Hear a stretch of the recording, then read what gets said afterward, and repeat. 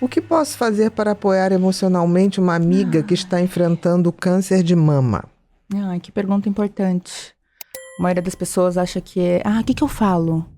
E aí o Alex falou uma coisa muito importante, que é escutar. A escuta ativa é sempre o melhor caminho. Sempre. Sempre. Mas você não pode falar? Você pode falar, porque depende da pessoa que vai receber. Então, por exemplo, eu prefiro que fiquem ao meu lado do que fique falando comigo. Tem gente que gosta de conversar, que não gosta de escutar. Mas quem não passou por isso, quem não está na área, normalmente acaba piorando. Então fala, não, levanta, isso passa, cabelo cresce, não sei o quê, você tá linda, a pessoa tá zumbi. E aí você fala, você tá linda, pô, você sabe que você não tá. Não inchada. Valida, né? Não valida a dor do outro, né? Então, a principal que a gente gosta de falar, né, nas ONGs que eu faço parte, a gente conversa muito sobre isso, poxa, escutativa. Pergunta pro paciente, né? O que eu posso fazer para te ajudar? O que eu posso fazer? Você quer? Aí você pode até dar umas sugestões. Você quer que eu faça as compras para você? Você quer que eu vá com você na quimioterapia? Aí, no meu caso, eu tenho 2 filhas, então eu tinha toda, né, a questão de levar pra escola. Poxa, posso, amiga minha? Posso levar as meninas? Pode. Posso ficar do meu lado? Ou, quer não falar sobre isso? A gente vai pro shopping passear? Ou vamos ver uma comédia? Né? A pessoa não é o câncer, ela está passando por isso.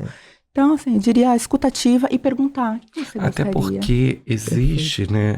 Você falou sobre isso já aqui no episódio, essa coisa do momento que você foi lá e você mesmo identificou e percebeu a sua irritabilidade e foi procurar o seu médico, né? Existem pessoas, nós somos da saúde, então a gente conhece um pouquinho e você mesmo percebeu, eu tô fora de mim, então eu vou ali. E tem outras que não. E às vezes a fala, para mim, é uma coisa muito, principalmente por eu ser TDAH. Às vezes falar muito na minha cabeça, isso me piora e me traz uma irritabilidade maior.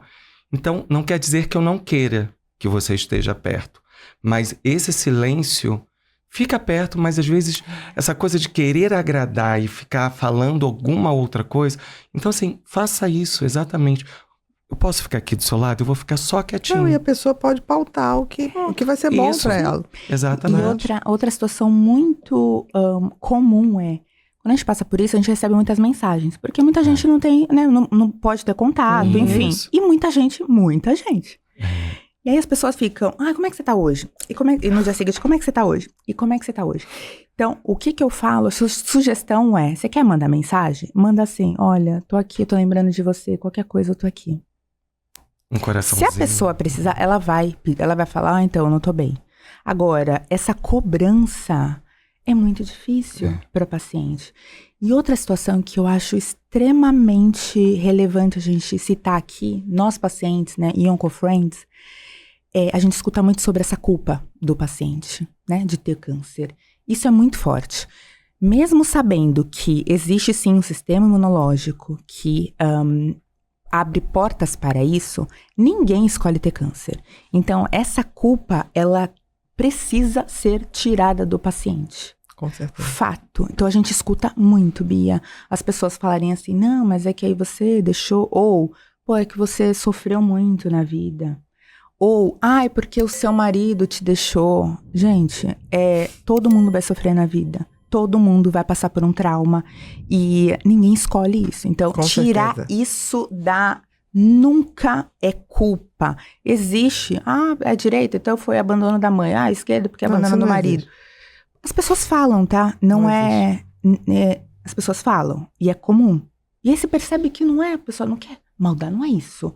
Mas ela quer resolver, tipo assim, então, você tem que resolver o problema com o seu marido. Eu falo, ixi, você entra por aqui pra mim, sai por aqui. Só que, se você tá vulnerável, é triste. Isso bate mal, né? Bate. Você já parou pra pensar em quantas vezes você se colocou em segundo plano? Eu também já passei por isso. E hoje quero te convidar pra mudar essa história, assim como eu mudei a minha também. Um Tempo Pra Mim é o meu novo livro, mas vai muito além de uma boa leitura.